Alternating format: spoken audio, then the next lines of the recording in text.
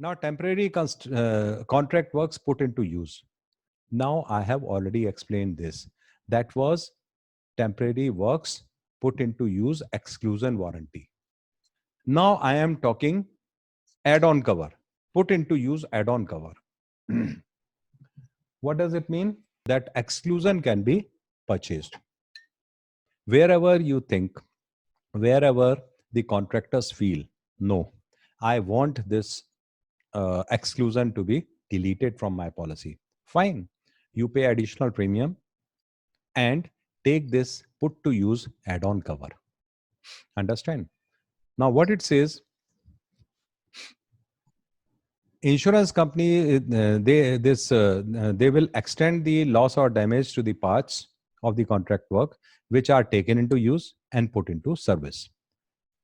Okay, so this extension is given for those temporary works which are put into service.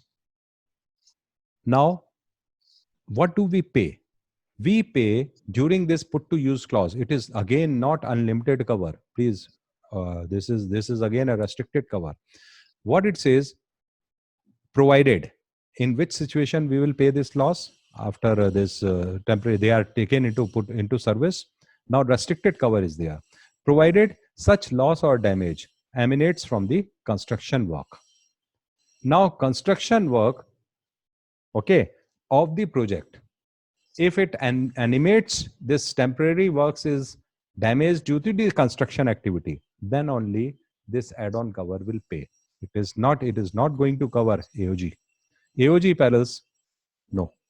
So once the temporary construction is put into use, even if you have taken this put to use clause, this flood loss will not be paid. Flood loss will cover for will pay the loss or damage to the main project activity, not for temporary construction.